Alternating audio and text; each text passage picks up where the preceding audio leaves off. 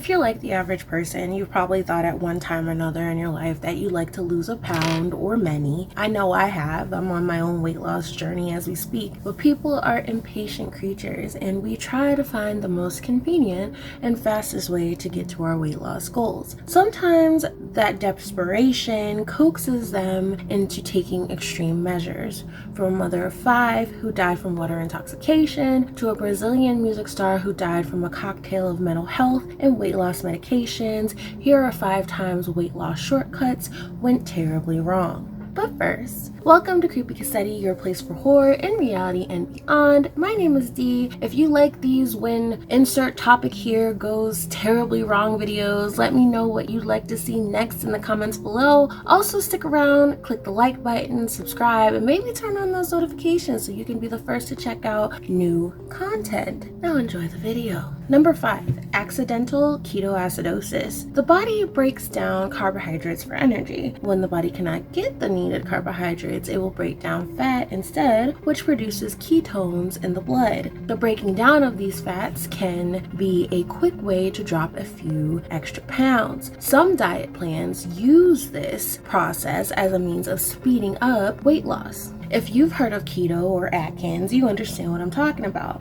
While the body can handle spending some time in ketosis, when too many ketones are created, it makes the blood acidic, and this condition is called ketoacidosis. Ketoacidosis can be potentially fatal, but it's a condition that is rare for people who are not diabetic or starving. An unknown 32-year-old lactating mother of a 10-month-old was admitted to Helsingborg Hospital in Sweden with symptoms of nausea, vomiting, heart palpitations, trembling, and spasming limbs. The woman was otherwise healthy, not diabetic. Doctors asked if she had consumed any drugs or alcohol, which in some cases could cause an influx of ketones. She was adamant that she had not. When asked about her diet, she told the doctors that she was on a strict low-carb, high-fat diet only, consuming 20 grams of carbs daily. She mentioned that she had already lost 4 kilograms or 8.8 pounds. Equivalently, the UK suggests that adults get half their daily energy intake from carbs, which would be about 200 to 240 grams of carbs for the average 2,000 calorie diet.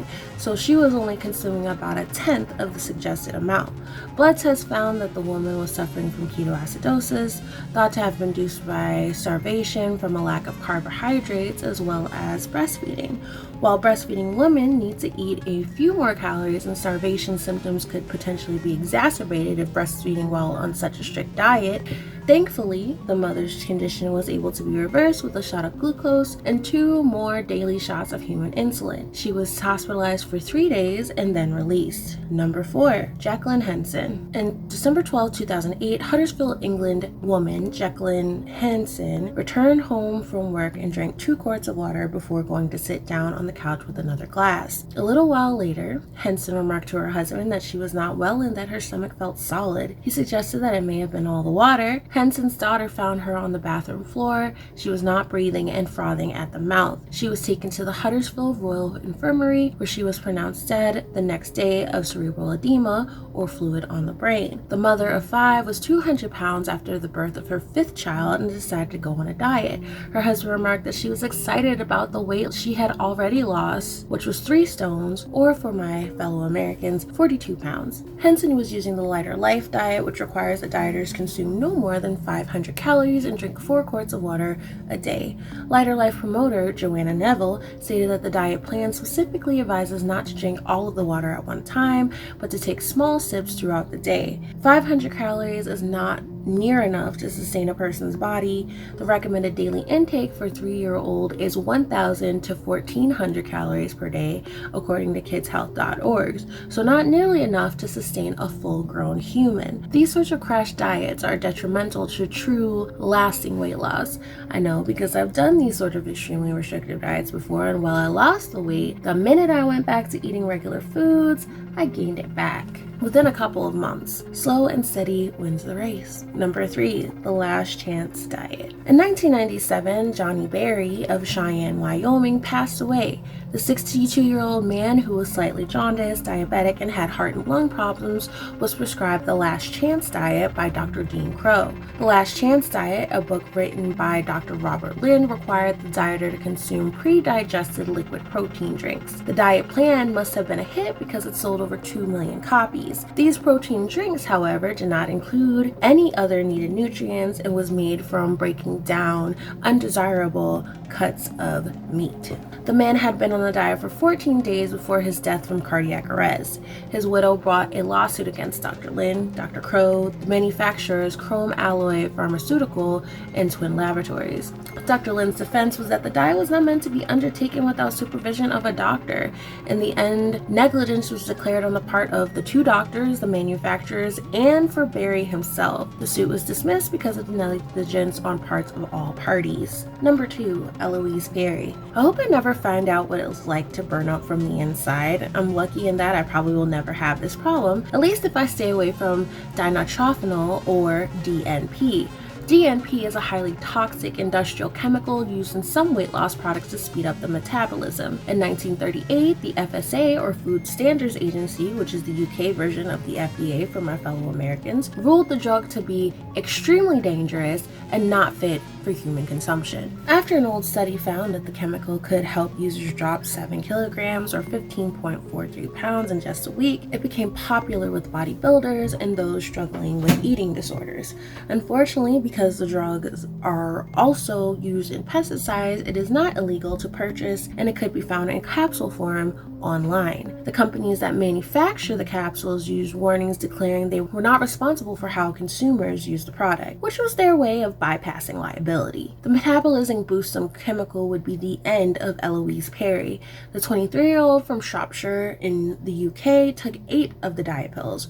For reference, a lethal dose would be just 2 pills. She drove herself to the hospital on April 12, 2015, and she was still coherent. Her initially stable condition gave the medical staff at Royal Shrewsbury Hospital a false sense of security. After they ran a toxicology report, they realized that Parry was not going to make it home alive. Unfortunately, there's no antidote to the substance. Her condition deteriorated quickly, and when she was no longer able to breathe on her own, they placed her on a ventilator.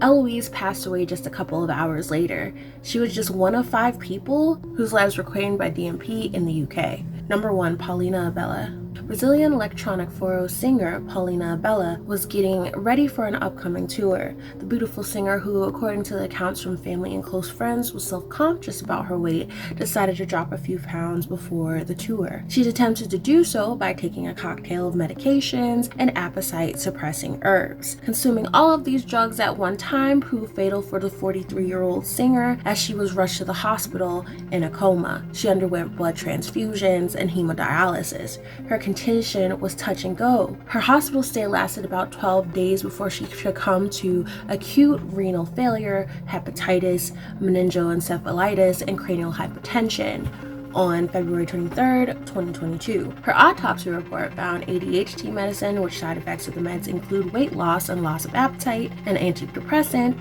sleep regulator, appetite suppressant, stimulant, soothing capsule, memory capsule, and the herb that also helped to suppress appetite. Some of the weight loss drugs included amphetamines. While amphetamine-based weight loss drugs were banned in 2011 in Brazil, the meds were still available online, and some doctors still prescribed them. Unfortunately, Abelha's doctor was one of those doctors, and he also prescribed a few of the other drugs that were found in her system. Her passing was not only a tragedy for her family and friends, but the fans that loved her so dearly. So conclusion, be careful about what you put in your system. If a diet seems too good to be true, it probably is. Check in with your physician before starting a new diet or taking any supplements. If you don't have a doctor to go to, you know the healthcare system in my country sucks, there are a lot of people who don't even have health insurance. So if you can't check in with a doctor, maybe don't engage in potentially dangerous dieting trends. Plus, any results you see during the process will often go away very quickly once you start eating regularly again. Instead, try building a healthy relationship with food and movement. understand what your body needs, and make changes accordingly. Pay less attention to the scale and more attention to how you feel, and sometimes taking measurements can be a better marker of progress. Remember that muscle has weight too. So if you feel better and you see you're losing, but it seems like the scale isn't moving, you could be building some muscle. Diet should include a variety of different foods that all meet daily nutritional goals. Sometimes it's just a matter of eating less of the foods that you like. I suck at keeping track of calories, so instead I just eat out of small plates and bowls and drink a ton of water. Are you on a weight loss journey right now? Let me know in the comments below so that I can cheer you on. Wishing you all the best. Take care all. Bye.